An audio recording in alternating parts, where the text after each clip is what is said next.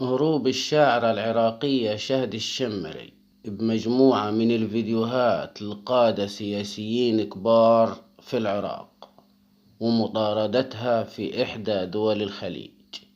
التفاصيل كلها مع هريدي. لايك ويلا بينا.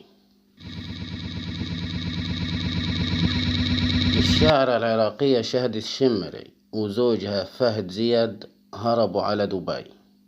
السلطات الإماراتية سمحت الوفد من المخابرات العراقية التحقيق معاهم داخل الإمارات بخصوص قضية ابتزاز المسؤولين بالأفلام الجنسية.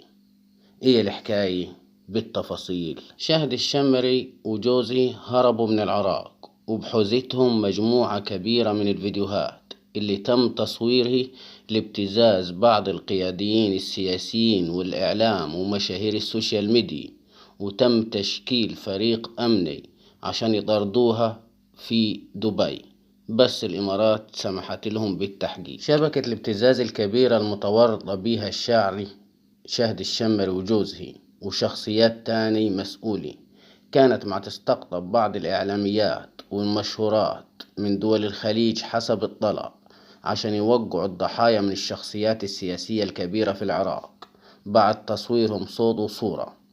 تم التحفظ طبعا على الأفلام دي، لكن شهد الشمري خدت نسخ عشان تسربه خلال اليومين الجايين دول. وطبعا هكون أنا أول واحد يسرب لكم الفيديوهات دي، فما تنساش تعمل لايك وتفعل زر الجرس.